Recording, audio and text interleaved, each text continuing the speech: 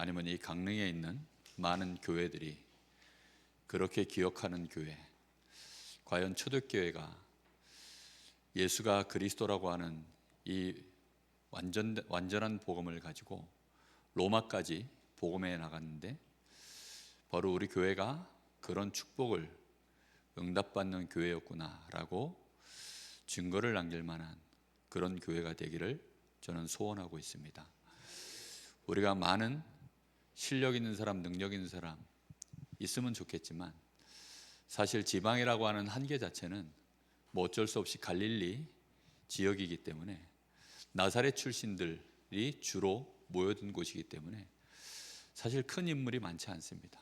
뭐 서울에서야 뭐 좋은 인물들 다 서울로 모이고 그러기 때문에 서울에야 뭐 좋은 대학도 있고 뭐 좋은 기업도 있고 뭐 정치, 경제, 사회 문화가 다 집약되어 있기 때문에 사실 서울에서 잘 되는 거는 어떤 면에서는 쉬운 일일 수도 있습니다.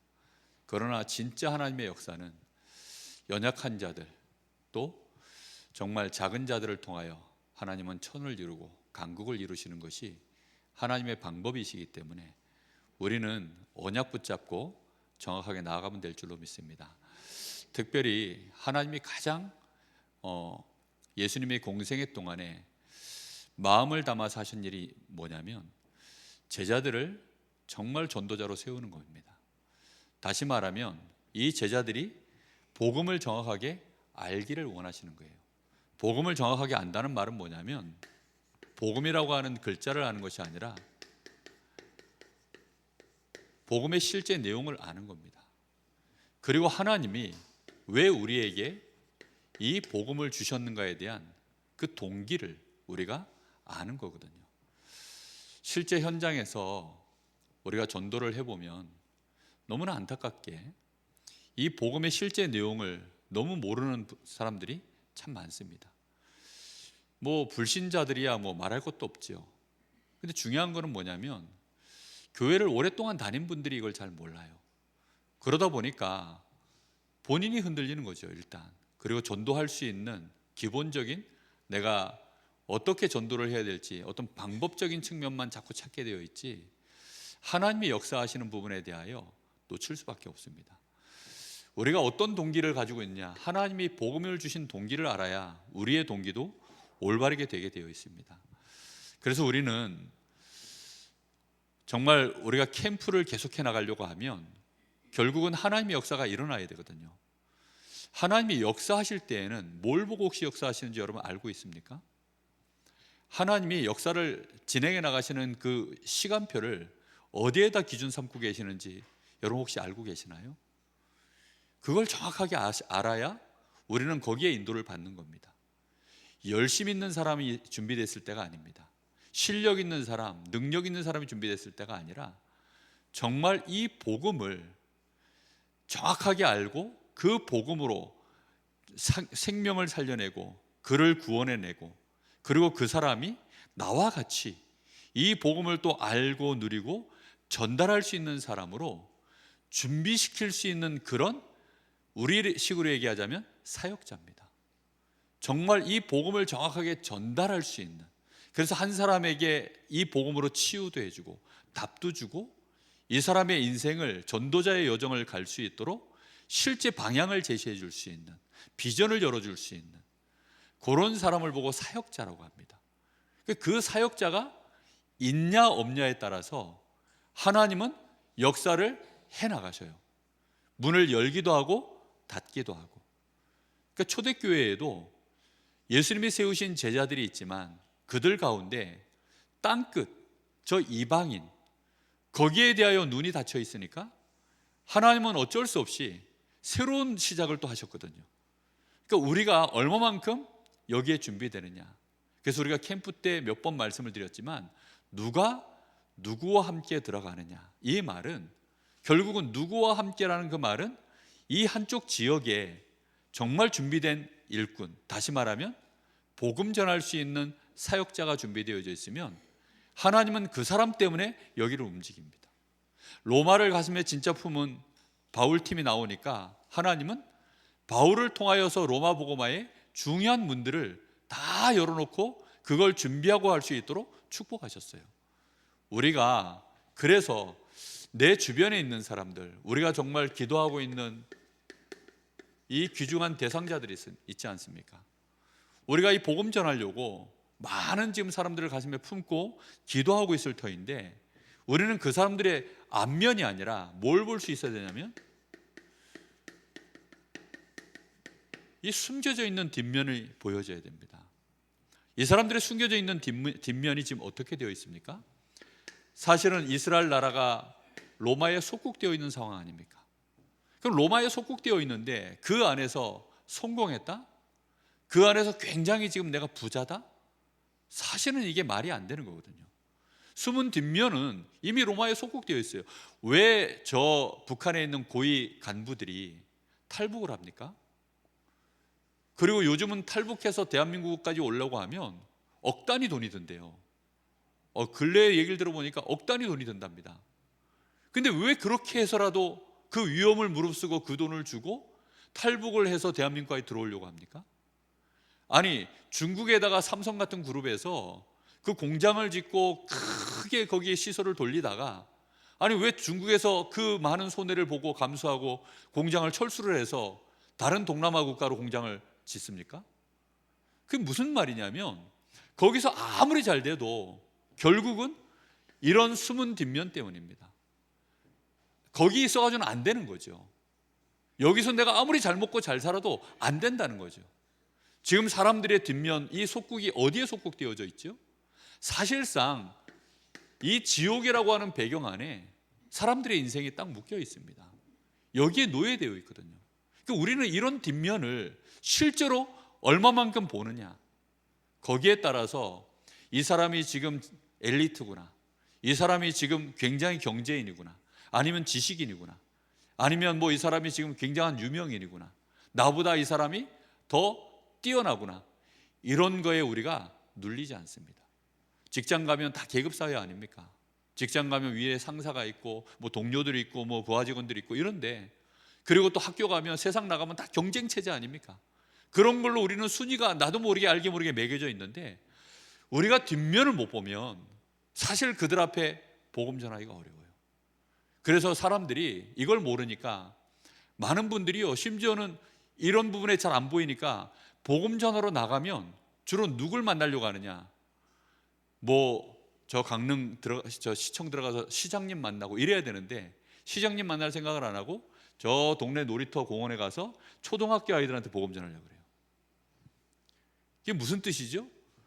앞면만 보는 거죠. 앞면만. 초등학교 아이한테 지금 내가 가서 복음 전하기는 쉽잖아요. 그리고 조금 말하다가 말문이 막히면 그래 알았어 돌아오면 되잖아요. 근데 시청문 열고 들어가서 시장을 만났는데 거기서 말문이 막히면 내가 돌아서 나오지도 못하잖아요. 그러니까 이런 것들이 안 보이면 사실 우리는 할 말이 어느 순간 막혀버립니다. 우리가 이 뒷면을 볼 수 있는 눈이 있어야 됩니다. 실제로 니고데모, 요한복음 3장에 나오죠.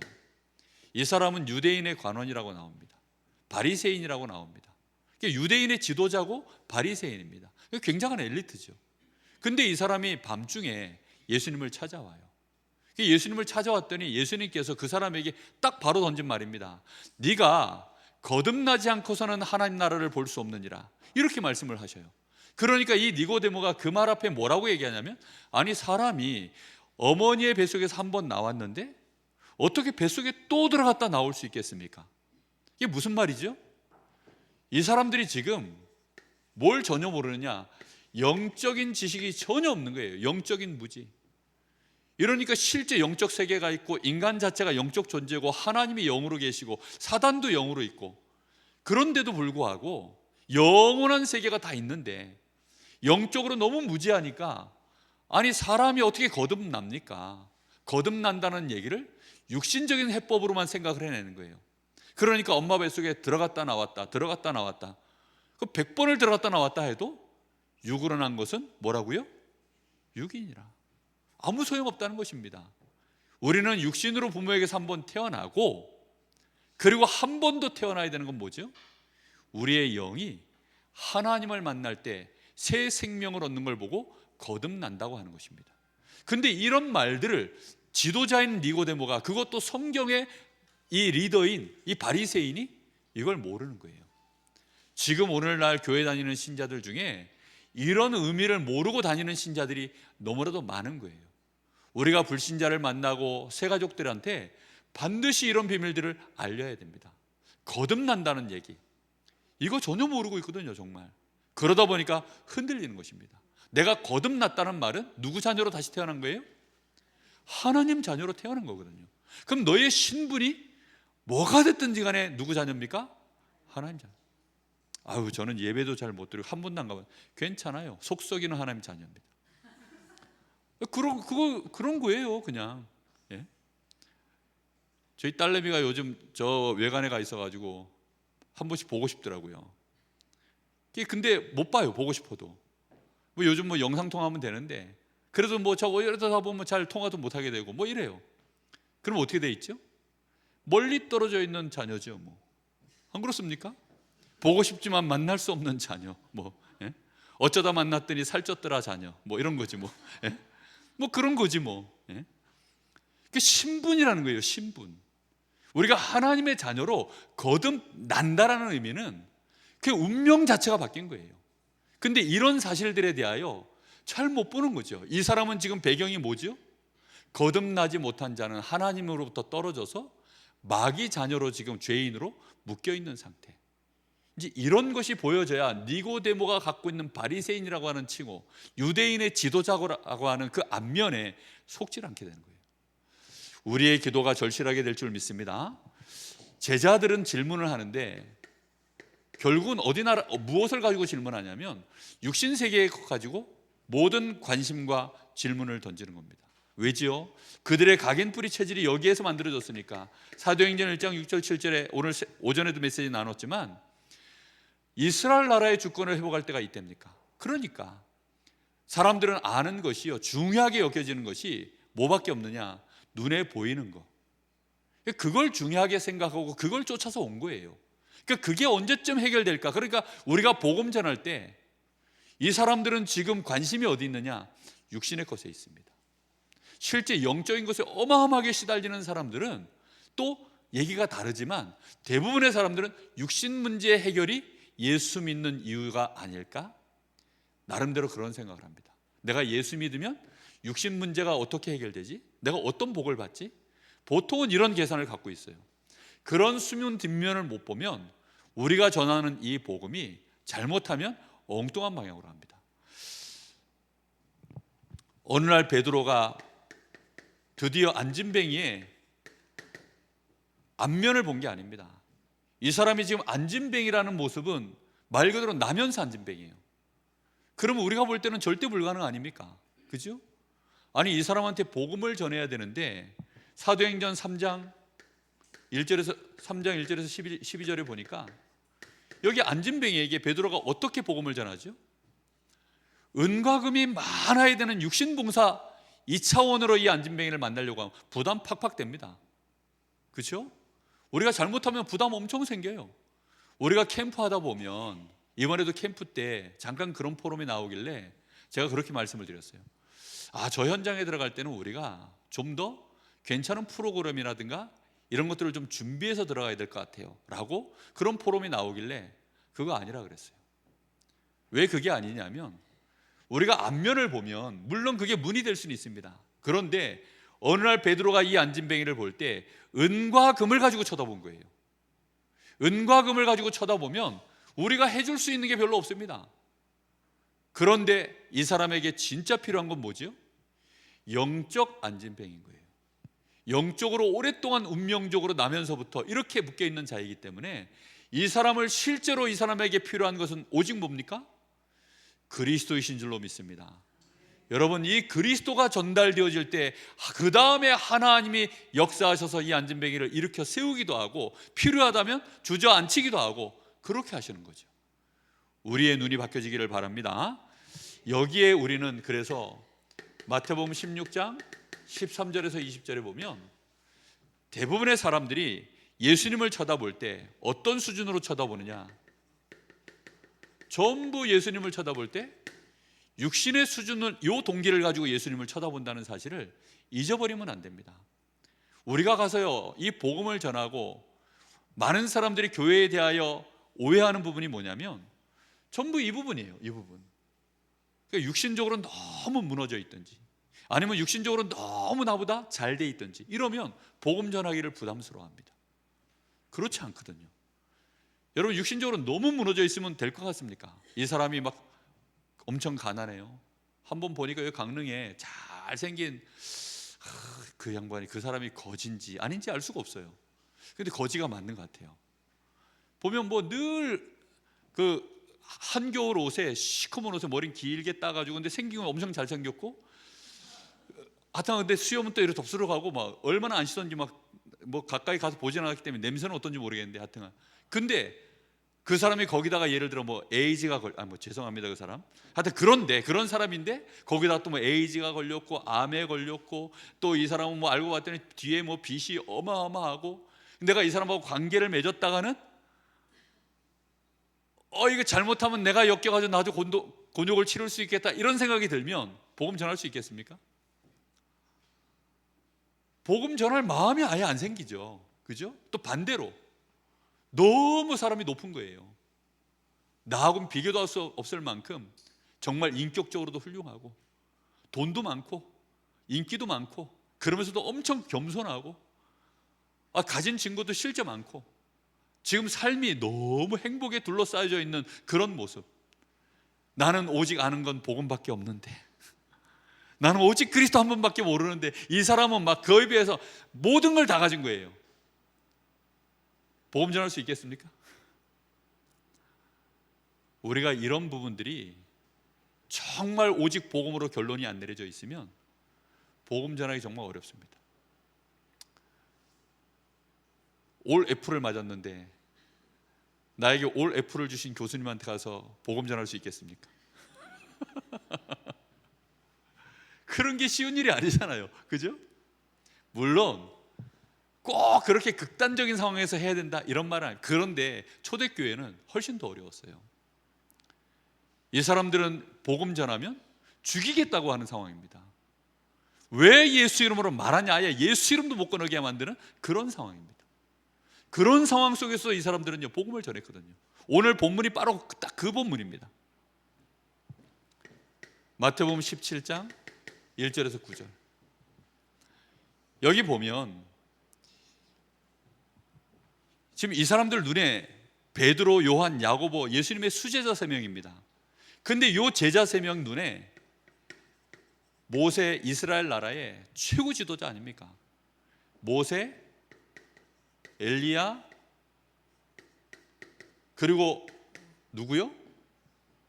예수. 이렇게 예수님이 이렇게 함께 있는 게 너무 좋아가지고, 예수님 혼자 있을 때에는 여기가 너무 좋사오니 예수님을 위하여 집을 짓겠다, 이런 말 한 번도 안 했어요. 근데 요 모세하고 엘리야하고 같이 있으니까 예수님 급이 갑자기 올라갔어요. 그 전까지는 예수님 급이 이 정도일 줄은 몰랐죠. 근데 예수님의 급이 갑자기 쭉 올라가가지고 너무 좋아서 여기에 집을 내가 세 채 지을게요, 이렇게 나온 겁니다. 너무 모르는 거죠 지금.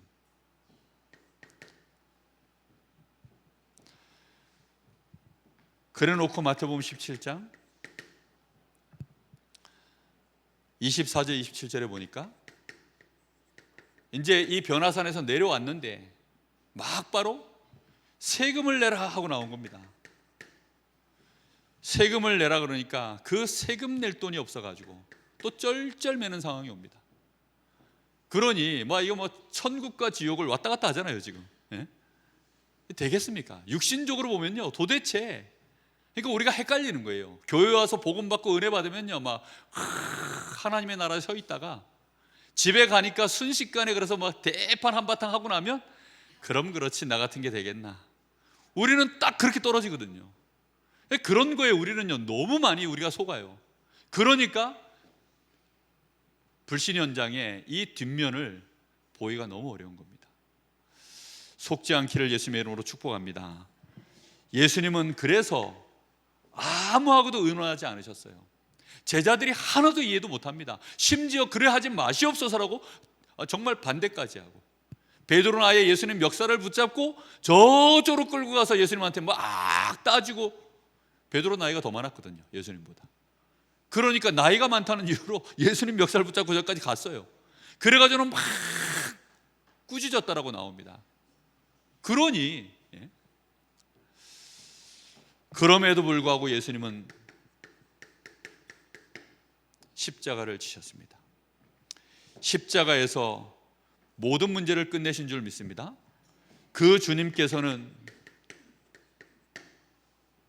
그렇게 아무도 이해하지 못하지만 십자가에서 대속의 죽임을 하시고, 그리고는 부활하셔서 제자들을 하나하나 다 찾아가셨습니다. 그리고 오늘 우리가 주신 말씀대로 뭘 받으라고 하셨습니까? 성령의 충만함을 받으라, 이렇게 말씀하셨습니다.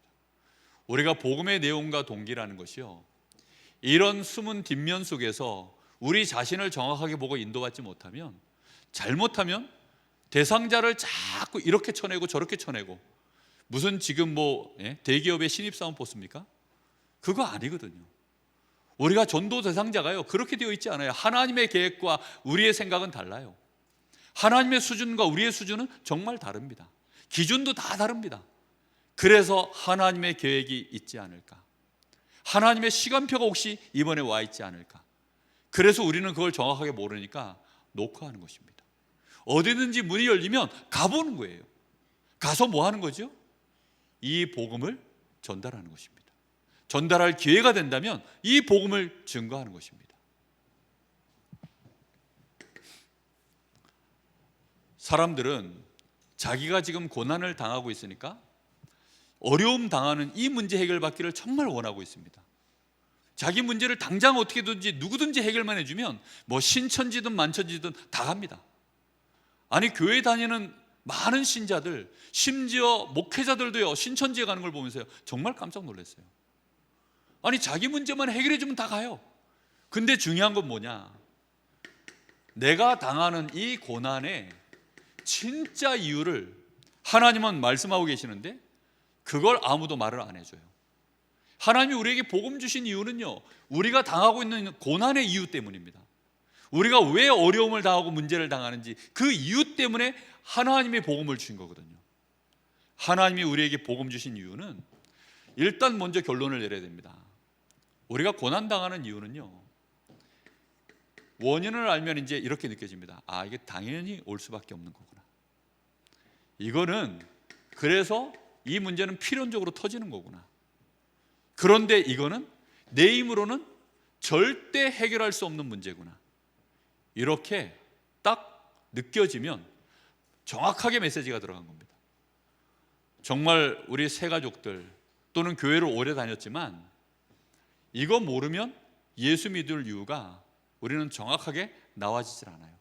그리고 많은 사람들한테 이 복음을 전할 이유가 나오지 않게 되어 있습니다.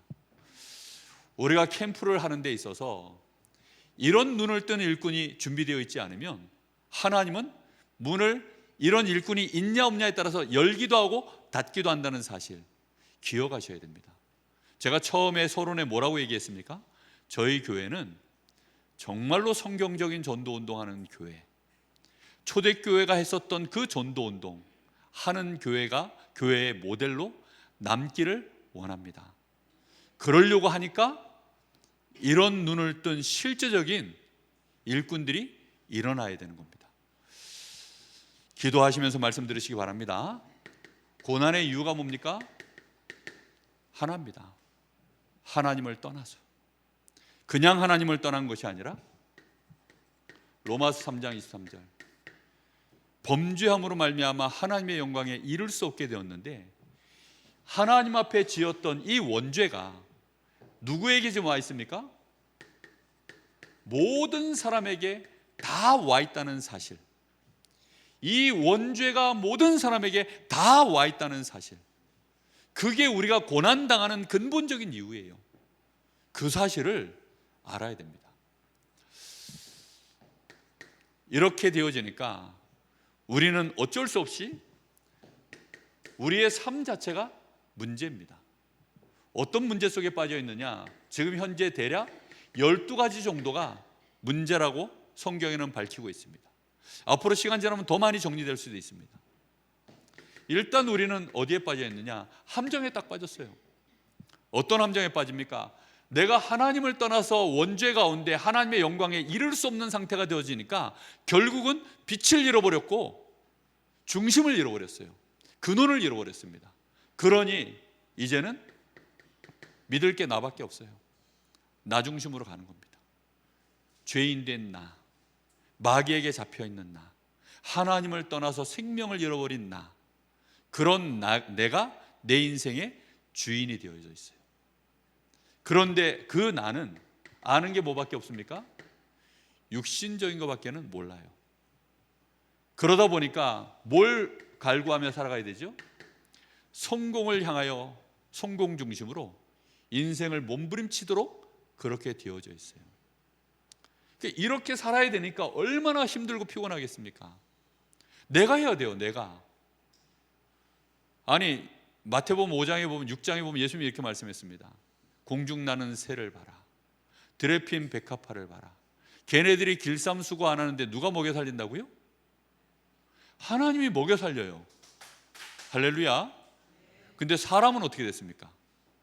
창세기 3장 딱 문제 터지자마자 땅이 너로 인하여 저주를 받고 엉겅퀴를 내며 네가 이제는 땀을 흘리고 수고하여야 네가 그 소산을 먹으리라. 인생 자체가요, 운명이 완전히 그냥 바뀌어버린 거예요. 그러니까 이제는 몸부림치지 않으면, 한순간도 몸부림치지 않으면 안 되는 가라앉는 배와 같이 만들어진 겁니다. 우리가요, 물에 빠지면 그 물에서 나의 부력을 유지하기 위해 막 이렇게 팔다리를 움직이잖아요. 그죠? 그거 안 움직이면, 여기 몸에 나비라도 하나 달려있으면요, 이거 안 움직이면 절대 안 뜹니다. 그러니까 힘 있는 동안에는 계속 하는 거죠. 마치 백조처럼. 백조는 백조 아시죠? 우아하기 위해서 쫙 가지만 밑에서 이제 뭐하고 계세요? 엄청 분주하게 이러고 있습니다. 예? 근데 그렇게 인생을 우리가요 살아갈 수밖에 없는 거예요. 사람들은 성공이라고 하는 이걸 만들어 놓고 그 시스템을 만들어 놓고 막 엄청나게 돌리고 있지만 정작 본인들은요 하나님을 떠나 있는 상태에서 엄청난 스트레스를 지금 과도하게 받고 있는, 그러니 영적 문제, 정신 문제 안 터질 수가 없는 겁니다. 그런 속에 어느덧 사단이 원하는 틀, 이 마귀가 원하는 틀에 인생이 딱 잡힌 겁니다. 우상, 종교, 모든 점술, 역술, 뭐 이런 것들이요 완전히 우리 인생을요 사로잡아 버린 겁니다. 교회까지도 마귀는 지금 그렇게 만들어 버리려고 거세게 지금도 역사하고 있습니다. 참 진짜 여기에 대해 정말 가슴을 치며 하고 싶은 말들이 참 많습니다. 근데 지금 이 강단에서 다 말할 수 없기 때문에 정말 가슴을 치며 하고 싶은 말이 정말 많아요. 얼마나 많은 사람들이요 이걸 몰라가지고, 그러다 보니까 결국은 올무에 딱 잡혀서 영적 문제, 정신 문제, 우상 숭배하고 결국은 삶의 문제도 오고 건강에도 문제가 오고 생로병사의 이 틀 안에서 절대 벗어날 수 없는 여정을 가다가 결국은 영원한 지옥으로, 그리고 자기 후대에게 그 유산을 그대로 물려줘서 끝나는 인생, 그렇게 마감되는 것입니다. 여기서 우리는 그래서 왜 하나님이 우리에게 복음을 주실 수밖에 없었던가에 대한 이유를 질문해야 됩니다. 그러면 다른 방법은 없나요? 다른 방법 중에 우리가 주로 이제 보는 것들이 뭐냐면 종교입니다. 그리고 선행입니다. 뭐 철학입니다. 또는 과학입니다. 이런 걸로는 혹시 안 되나요? 지금 역사 이래로 가장 발전한 시대가 언제죠? 구석기 시대일까요? AI 시대일까요? 예? 오스트랄로피테쿠스 시대일까요? AI 시대일까요? 지금이 가장 모든 것이요 완성되어 있는 시대입니다. 그렇죠? 근데 지금 이 시대에 문제가 더 많습니까? 적습니까? 더 많아요. 자살하는 사람이 더 많습니까? 적습니까? 그때 시대에는 뭐 굶어 죽는 사람이 더 많았을 수 있으나 자살하는 사람은 거의 없었을 겁니다. 근데 요즘 시대에는요 사람들이 정신 문제가 오고 이상한 짓을 하는 사람들이 얼마나 많아졌는지요. 지금 시대가 가장 발전한 시대거든요. 모든 게 완성되어 있는 시대입니다. 와, 정말 요즘 AI는요 무섭습니다. 무서운 속도로 발전해 나가고 있는데, 야, 이거 진짜 저거 영화에서 나오듯이 어느 날 저 기계가 저 반란 일으키는 거 아니야? 막 이런 두려움이 나올 만큼 무섭도록 지금요 이 AI가요 발전해 나가고 있습니다. 사람을 능가해요. 그래서 뭐 이제는 그 구글이나 이런 데서도 아니 그런 엄청난 이 AI와 관련되어 있는 직종에 있는 사람들도 자리를 계속 잊어버리더라고요. 점점 이게 인원을 감축해요. 왜요? AI가 그 자리를 계속 대신해 가요. 야, 그러니 뭐 자기가 자기 무덤 판 거지 뭐. 뭐 어떻게 하겠습니까? 그러니 또 AI 시대가 되면 이때에 맞춰서 또 일자리는 어떤 식으로든지 간에 또 보충되어져 갈 겁니다. 뭐 이런 예측들을 하는데 제가 볼 때는 뭐 그게 몇 개나 될까? 그런 시대임에도 불구하고 해결이 됩니까? 안 되고 있습니다. 다른 방법으로 왜 안 되느냐? 그걸로는 절대로 일단 원죄 해결 안 됩니다. 이걸로는 절대 뭐가 해결 안 되느냐? 사단 절대 이길 수 없습니다. 이걸로 사탄을 이길 수 있을 것 같으면 되지만 절대 해결할 수 없습니다. 그리고 시대가 더 우리를 죄악 속으로 관영한 시대로 끌고 가는 시대가 돼버렸습니다. 이런 시대이기 때문에 하나님은 이 시대와 죄악이 관영한 만큼 거기에 대하여 하나님의 공의도 같이 갑니다. 반대로 하나님의 이 사랑도 같이 가지만, 긍휼하심도 같이 가지만, 반대로 또 하나님은 거기에 대한 공의로 끊임없는 여기에 대한 하나님은 징벌을 계속 주시는 겁니다. 이러기 때문에 우리는 이 복음을 가지고 현장 살릴 수 있도록 하나님이 복음 주신 이유, 우리의 가슴에 동기로 담아야 될 줄 믿습니다. 이것은 그래서 우리에게 유일한, 정말 우리 마음속에요, 이게 유일한 해결책이다라고 결론을 내리셔야 됩니다. 목회자의 인성, 실력, 인격, 복음 전하는 여러분들이 현장 나가서 인간관계 속에서 그 사람이 나를 어떻게 볼까, 이런 것들 다 중요합니다. 그렇죠? 혹시 내가 누구한테 돈을 떼먹었어요? 뭐 많이도 아니고 한 15,000원? 예, 점심값 빌려가지고 했는데 안 갚았어요. 근데 그게 어쩌다 보니까 1년 지났는데 내가 어느 날 복음을 딱 전하려고 보니까 너 그때 15,000원 안 갚았잖아. 그 말에 위축되지 말고, 그래도 그 사람한테는 15,000원을 내가 못 갚았지만 이거는 필요하다. 이게 별 얘기 아닌 것 같지만요, 되게 현실적인 얘기입니다. 동네에서는요, 내가 내 동네에서 복음 전하기 어려운 이유가 그래서 그래요. 왜냐, 이 사람이 다 알아. 내가 평소에 얼마나 욕을 많이 하는지, 이 사람이 내가 평소에 뭐 술을 먹고 밤에 몇 시에 내가 귀가하는지, 예? 저 집이 부부싸움을 몇 번이나 하는지, 뭐 저 집이 뭐 어떤 사람들인지. 그러나 뭐는 전해야 됩니까? 복음 전해야 됩니다. 코로나 시대에 사람들 마스크 뭐 얼마 안 하지만 마스크 옆 사람 못 쓰고 있으면 이거라도 쓰세요 하고 내가 주면 받았습니까? 안 씁니까? 쓰죠. 마스크, 그런 절대 필요한 것들은요 다 받게 되어 있어요. 우리가 전하는 복음은요 그런 마음이어야 돼요. 내 인격의 문제가 아니라, 실력의 문제가 아니라 복음의 빚진 자의 마음으로 오직 이 복음 우리는 전해야 될 줄 믿습니다. 전하면서 주의해야 될 게 뭐냐면, 우리는 예수를 전하는 게 아니에요. 예수를 말하면 사람들은 자꾸 종교적으로 생각을 합니다. 자꾸 종교적으로 생각해서 나는 석가야, 나는 공자야, 너는 예수야?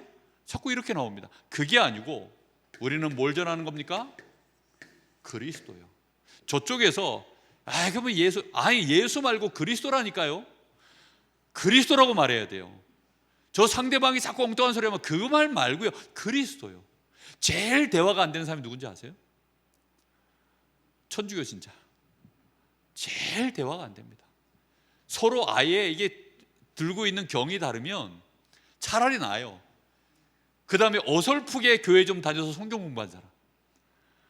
이런 사람들 저 정말 대화하려면 어려워. 그래서 그런 사람들은요, 처음부터 그리스도를 정확하게 증거해야 됩니다. 그리고 저 절간에 있는 사람들, 그리고 저 무속인들, 그리고 아무리 대단한 분이라도 그분에게는 뭐가 필요한 겁니까? 그리스도가 필요합니다. 당신에게 그리스도가 필요하다면 그리스도는 누구십니까? 그분이 바로 예수입니다. 그래서 예수를 증거하는 것입니다. 하나님은 이 그리스도를 얼마만큼 우리에게 구원의 유일한 자격자로 우리에게 보내주셨는지 여기에 대한 분명한 자격이 있습니다. 일단 어떤 분이어야 되느냐? 아무나 될 수 없어요.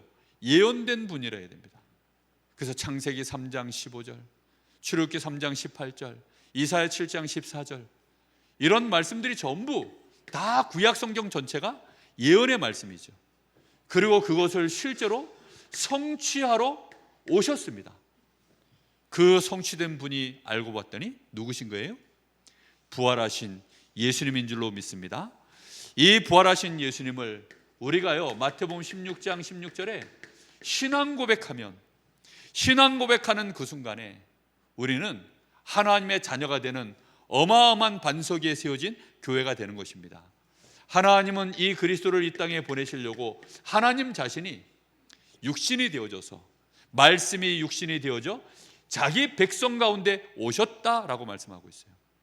하나님의 사람의 몸을 입고 우리를 위하여 직접 구원하기 위하여 오신 성육신의 사건, 이분만이 우리의 구원자가 되시는 거예요. 그래서 예수는 사람이 아니라 하나님이신 줄 믿습니다. 그러면서도 또 사람이세요. 그래야 우리를 위하여 대속의 죽임을 당해 줄 수 있으니까. 그리스도는 누구십니까? 하나님이십니다. 예수를 하나님이라고 하면 사람들은 이해를 못해요. 근데 그리스도의 일을 해야 될 분이 그리스도의 일은 하나님밖에 못합니다. 그래서 하나님이 직접 이 땅에 오셔서 사람 되시기로 예언을 먼저 하셨습니다. 우리가 마음속에요, 이런 분명한 성경의 논리적 구조를, 말씀의 이 흐름을 우리의 마음에 잘 이해하고 계셔야 누구를 만나도 막히지 않고 복음 전할 수 있어요. 여러분, 복음이 많은 사람 살리는 나의 복음으로 뿌리 내려지기를 바랍니다. 그래서 이 복음은 하나님이 빌립보서 2장 6절에 보니까 바울이 눈치를 정확하게 챈 겁니다. 그는 근본, 누구의 본체라고요? 하나님의 본체시나. 아니, 어떻게 그걸 상상이나 할 수 있겠습니까? 이단 사이비들은 그렇게 하더라고요. 정명석님은 하나님이시고, 이만희 씨는 하나님이시고, 이렇게 가든가 본데, 그게 전부 성경에서 사람들이요 따가지고 이단 사이비를 만드는 거예요. 원조는 그리스도 예수인 줄로 믿습니다. 참 이렇게 말하기도 약올라요. 진짜 하도 이단 사이비들이 이걸 갖다 이상하게 악용을 해가지고. 그는 근본 하나님의 본체십니다. 예수가 하나님의 본체이신 줄 믿습니다. 그래서 고린도전서 15장 3절 4절에 보니까 성경대로 이 땅에 오시고, 성경대로 공생애를 사시다가 성경대로 죽으시고 성경에 예언된 그대로 부활하셨습니다. 그분만이 우리의 유일한 구원자가 될 자격이 있는 줄 믿습니다.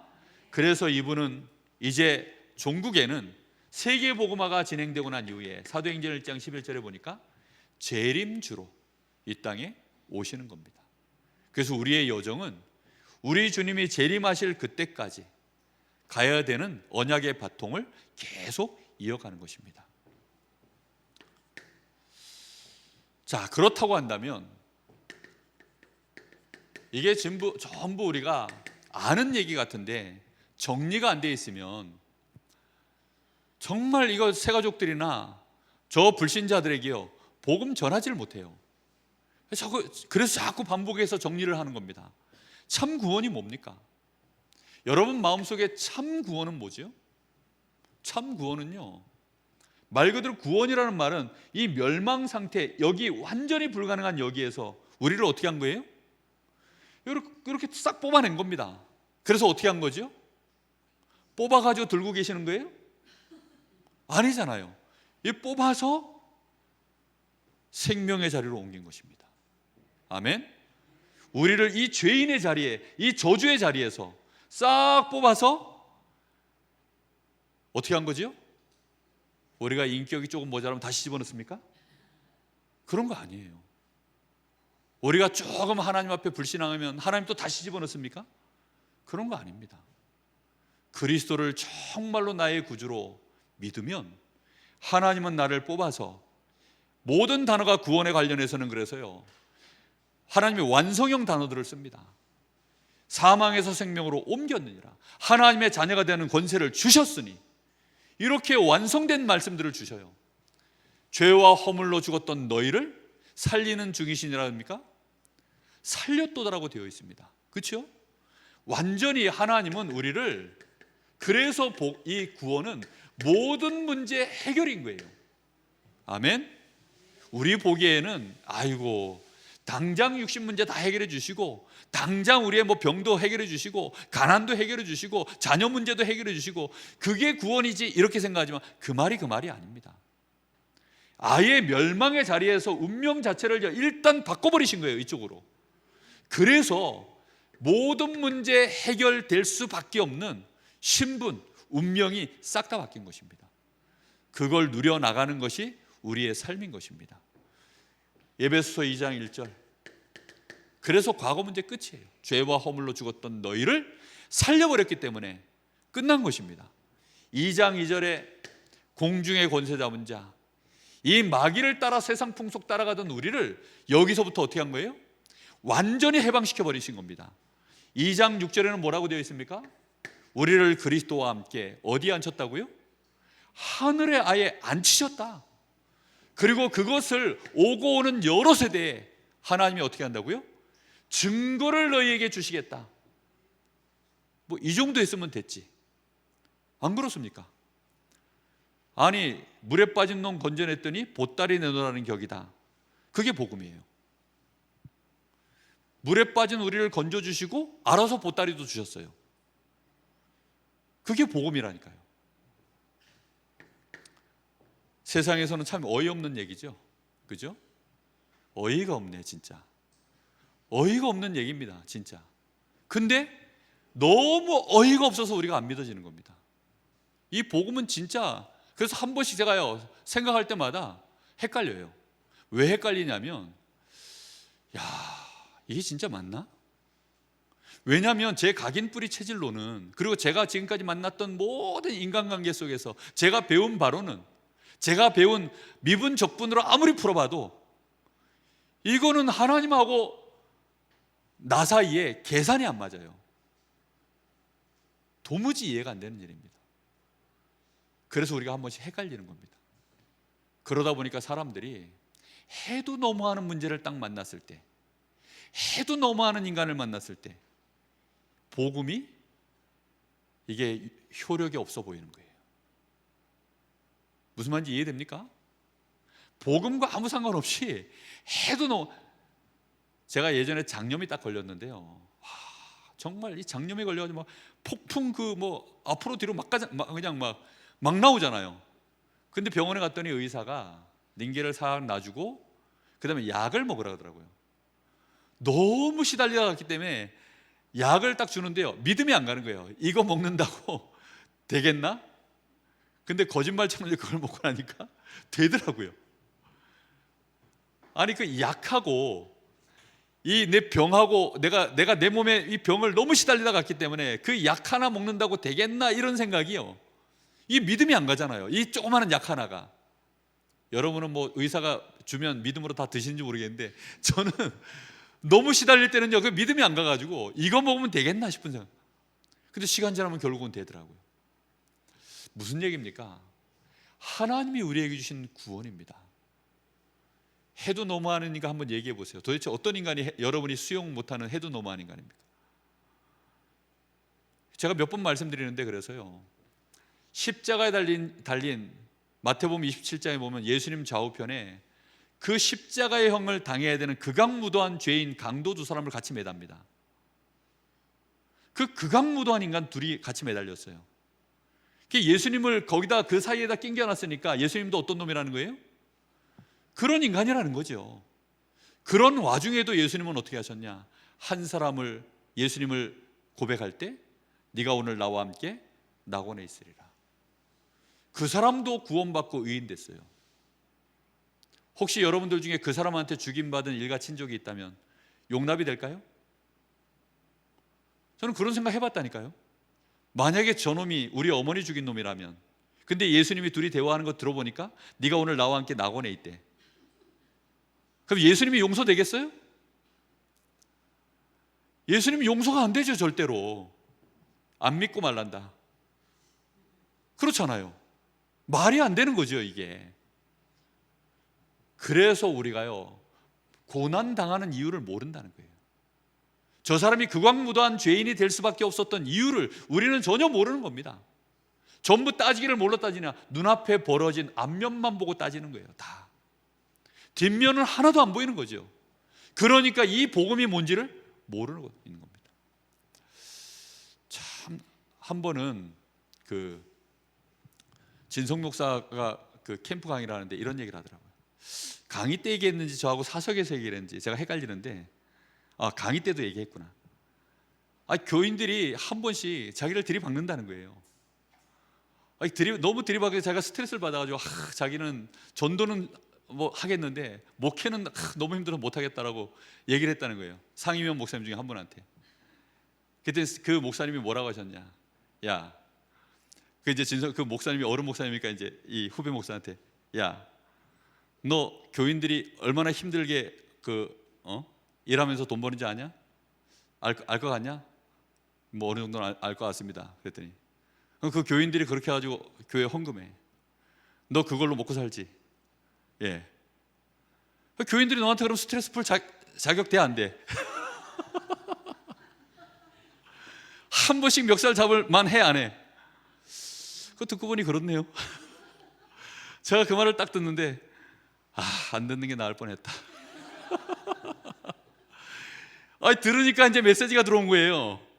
그래가지고 그때로부터 저도 고민이 되는 거예요. 그러면서 이제 그래, 이 복음 못 누리면 진짜 잘못하면 진짜 목사가 고목나무 되겠구나. 그걸 복음 모르고 참아내야 되면 어떻게 됩니까? 안 그렇습니까? 아니, 직장에서도 월급 준다는 이유로 직장 상사들이 막 조인트 까고 막 이러면 그거 다 참아내야 되는데, 아니 무슨 목회가 사실 그런 식으로 가면 큰일 나잖아요. 우리가 복음 모르면요, 진짜 내가 받은 이 구원의 이 축복 모르면 못 감당합니다. 진짜 우리부터 누리고 이 복음으로 모든 사람 살려내기를 예수님의 이름으로 축복합니다. 언제 구원받았습니까? 구원받은 시점이 언제입니까? 아니, 언제 구원받아야 됩니까? 구원받아야 되는 시간은요, 잠언 27장 1절입니다. 지금 오늘입니다. 왜요? 내일 너에게 무슨 일이 일어날지 알 수 없음이니라. 그렇습니다. 실제로 그런 일이 벌어졌어요. 누가복음 16장 19절 31절. 부자와 거지 나사로. 어느 날 실제로 진짜 그 날이 왔어요. 지옥 가는 날, 천국 가는 날. 부자도 죽고 나사로도 죽었습니다. 근데 나사로는 천국에 가 있어요. 이미 거지일 때부터 받아놓은 겁니다. 그러다 어느 날 죽은 거예요. 이 부자는 그 부자일 때 진짜 천국도 몇 평 사놓지. 미안하지만 부자가 가진 돈으로는 천국을 살 수가 없어요. 천국에 땀 한 평도 못 삽니다. 천국에 물 한 방울도 못 사요. 아니, 그 흔한 물 한 방울, 그 생수 한 병, 그거 하나도 못 산다니까요. 지옥에 떨어졌는데 아브라함에게 부탁합니다. 아브라함이야, 아브라함이야. 그 품 안에 있는 나사로의 손에 물 한 방울 찍어가지고 내 입에 한 방울만 좀 떨어뜨려 주시면 안 되겠습니까? 그것조차도 안 되는 것이 지옥이거든요. 언제 구원받아야 됩니까? 지금이요. 언제 받아야 됩니까? 오늘이요. 그래서 우리에게는 오늘이라고 하는 날 동안에 내 옆에 있는 내가 정말로 복음을 전할 만한 사람들한테 복음 전해야 됩니다. 왜요? 언제 그날이 들이닥칠지 우리는 알 수 없기 때문에.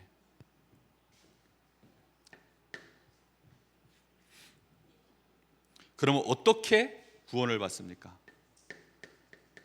아무 때나 이 복음 전하고 구원받을 수 있기 때문에, 그래서 이 복음이 좋은 거예요.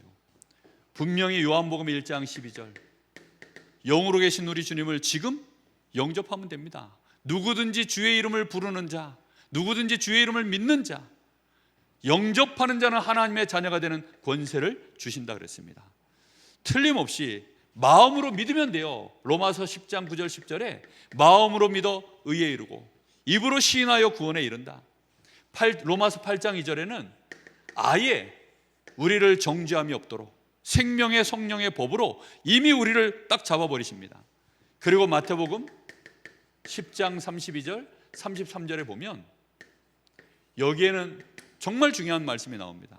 우리가 시인하고 고백할 때 우리 주님이 다 들으세요. 너희가 사람 앞에서 나를 시인하면 나도 내 아버지 앞에서 너를 시인할 것이요, 네가 사람들 앞에서 나를 부인하면 나도 내 아버지 앞에서 너를 부인하리라. 우리 주님께서요 딱 듣고 계십니다. 내가 그리스도를 시인하는지. 시인하는 축복이 항상 있기를 예수님의 이름으로 축복합니다. 나를 만나는 자에게 내가 복음을 전했을 때 이 사람이 진실로 예수 그리스도를 나의 구주로 시인하도록 만드는 그런 사역자가 되시기를 예수님의 이름으로 축복합니다. 너무나 중요한 얘기입니다. 그렇게 되어질 때 요한계시록 3장 20절에 보니까 볼지어다 내가 문 밖에 서서 두드리노니 누구든지 내 음성을 듣고, 우리 주님을 시인하는 그 순간 우리 주님이 우리 속에 들어오셔서 우리와 함께 더불어 먹고 마시는 줄 믿습니다. 자, 결론입니다. 우리는 정말로 언제부터 전도자가 됩니까? 구원받는 그 순간부터 우리는 전도자입니다. 왜요? 내가 복음 가졌으니까요. 그렇죠? 복음 가졌기 때문에. 언제부터 우리는 소비자가 되느냐? 태어나는 순간부터 소비자입니다. 갓난아기도 소비자예요. 그죠? 돈 많이 들어갑니다. 소비자라니까요. 그러니까 태어나는 순간부터 소비자예요. 내가 구원받는 그 순간부터 우리는 전도자입니다. 오늘 예수님 영접했다? 오늘부터 우리는 전도자입니다. 왜입니까? 나는 해방받았기 때문에. 해방받은 사실을 알리는 거예요. 나는 이렇게 해방받았다라는 사실을 알리는 것입니다. 모든 운명에서, 멸망의 이 저주재앙에서, 사단과 저 지옥과 이 죄의 이 끔찍한 지긋지긋한 이 권세에서 우리는 완전히 벗어난 것입니다. 그걸 누리셔야 돼요. 영적 문제 때문에 자꾸만 뭐 범죄하고 문제 일으키고 막 썩고 이런 거 어떻게 합니까? 그거는 하나님이 다 하셔요. 우리는 뭐 하면 되느냐? 내가 받은 이 놀라운 구원의 축복, 이 축복을요 제대로 누리는 것입니다. 내가 이런 자임을 알고 더 이상 그 끈앞으로 있지 않겠다 결단하고 싸우면 됩니다. 그 친일파라고 있잖아요. 친일파, 그죠? 혹시 이 가운데도 친일파의 후손이 있으신지 모르겠는데, 친일파라고. 근데 지금 시대에 친일파라는 말이 사실은 복음과 전도 안에서 보면 맞습니까? 안 맞습니까? 사실 안 맞아요. 그죠? 근데 그때 당시에는 친일파라면 정말 천인공노할 매국노였어요. 근데 요즘 시대에는 사실 친일파, 좋은 말로 얘기하면 TCK입니다.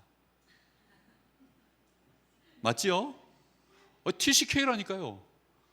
일본말 잘할 거 아니에요. 그래서 일본 문화 잘할 거 아니에요. 그리고 일본을 어떻게 파고 들어가야 되는지 너무너무 잘할 거 아니에요. 어마어마한 전도의 문입니다. 할렐루야. 우리가 그 눈으로 보면요 전혀 다른 얘기가 된다니까. 왜요? 우리는 다 해방됐는데 왜 우리가 그것 때문에 골머리를 썩고 괴로워합니까? 이유가 다른 데 있어요. 아니 그럼 썩은 것 그거는 알아서 하나님이 하셔요. 그래서 전도서 3장을 많이 읽어보세요. 때를 따라서 이게 친일파일 수도 있고 이게 때를 따라서 이게 애국자일 수도 있고 그건 그때그때 다르다니까요. 하나님이 이거 안 되겠다 싶으면 찢을 때가 있고 다시 꿰맬 때가 있다 그랬어요. 이거 안 되겠다 싶으면 하나님이 다시 죽일 때가 있고 살리실 때가 있다 그랬어요. 그 모든 주권은 하나님께 있기 때문에 우리가 아무리 저거 죽여야 됩니다, 하나님 저거 살려야 됩니다 해도 하나님은 꿈쩍도 안 해요. 하나님의 주권 속에서. 그래서 결국은 우리 인생들이 하나님을 뭐하게 만들려고요? 경외하게 하시는 거예요. 너와 나는 다르다는 겁니다. 너의 기준과 나의 기준이 다른 것을 너희로 알게 하려고.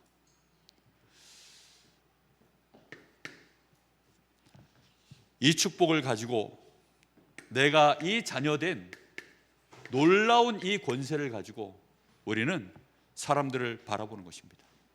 나의 신분이 완전히 바뀌었어요. 나는 이제 어디에 서 있습니까? 반석이요. 나의 신분은 반석 위에 서 있습니다. 반석 위에 심지어 나는 교회로 세워져 있습니다. 그러니 모래 위에 세워져 있는 사람들, 그 수면 뒷면이 우리에게 보여진다면 모래 위에 세워져 있는 성을 보고 두려워하거나 부러워하거나 하지 않습니다. 무시할 것도 없습니다. 사람들은 어디에 묶여 있습니까? 음부의 권세에 묶여 있습니다. 나는 이 음부의 권세가 나를 이기지 못하리라. 사람들은 지옥의 배경에 묶여 있지만 나는 그 사람들을 위하여 하늘 축복을 전달할 수 있는 천국 열쇠를 소유한 자입니다. 이 축복 가지고 우리는 우리의 삶을 이제 살아가는 것입니다. 우리의 삶은 무엇입니까? 우리의 아침과 우리의 낮과 우리의 밤이 하나님과 동행하는 우리는 전도자의 여정을 우리는 걸어가는 것입니다. 이것이 실제가 되어져야만 전도할 수 있습니다. 정말 캠프 때 만났던 그 천주교 신자, 200년 됐다는 그 천주교 신자, 그 남편, 정말 그 사람한테 붙잡혀가지고 얼마나 뭐라고 합니까? 하여튼 고생을 했는지 모릅니다. 얘기만 하면요 자꾸 자기네 동네 그래도 천주교가 큰 집이라 그러면서 자기네가 큰 집인데 작은 집에서 큰 집을 뭐라 하시면 안 되죠. 그 논리를 가지고 또 뭐라는 줄 아세요? 기독교가 저 모슬렘 가서 복음 전하면 되냐 안 되냐 물어보더라고요. 당연히 성경에는 그 사람들 다 전도 대상자인데요, 복음 전해야지 그랬더니 아이고 전 세계에 지금 종교가 제일 많은 세력이 모슬렘인데 기독교가 가지고 하면 되겠냐고 또 이렇게 얘기해요. 그러니까 큰 집 작은 집, 큰 종교 작은 종교, 이 논리가 전부 그런 식으로 돌아가요. 제가 그분한테 뭐라 했냐면 성경 믿으십니까? 하나님의 말씀 썼다면서요. 열심히 써가지고 2번이나 썼대요. 2번. 그런 성경을 나름대로 의지한다는 기준 삼다는 얘기잖아요. 근데 문제는 뭐냐? 실제로 안 믿는 거예요. 실제로 그냥 2권 썼다라고 해서 이게 전리품으로 내놓는 거죠. 내가 이렇게 썼다, 그러니 까불지 마라, 뭐 이런 거죠. 지금까지는 그게 먹혔을지 모르지만 여러분 실제로 들어가면 뒷면에는요 다 고통을 당합니다. 우리가 이 복음 가지고 살릴 수 있게 되기를 예수님의 이름으로 축복합니다. 우리 잠시 마음 담아 기도합니다. 하나님, 오늘 우리가 오전 강단에 주신 말씀과 같이 우리는 광야길을 가야 합니다. 전도자의 여정입니다. 순례자의 여정이고 우리는 천성을 향하여 가는 나그네의 여정입니다. 그 여정을 하나님, 이 말세를 우리는 지나가야 합니다. 하필이면 이 말세를 통과해야 되는 우리에게, 그래서 우리 주님은 말세에 내 남종과 여종에게 나의 신을 물붓듯이 부어주시겠다고 약속하셨습니다. 오직 성령, 그 성령이 임하면 너희가 권능을 받고 땅끝까지 이르러 예루살렘에서부터 시작하여 내 증인이 되리라 말씀하셨습니다. 우리는 무엇보다도 그 언약의 성취가 나에게 확인돼야 됩니다. 내 삶에 그것부터 시작되어져야 됩니다. 예수님이 강조하고 또 강조하고 말씀하신 것이 내 증인이 되기 위하여 성령 충만부터 받으라. 내가 너의 모든 문제를 끝냈으니 그 축복을 누리라. 우리는 그 약속을 하나님 누리게 하시고 증인 될 수 있도록 성령 충만 주옵소서. 우리 간절한 마음으로 잠시 기도합니다. 살아계신 하나님, 오늘도 우리에게 하나님 주신 이 복음,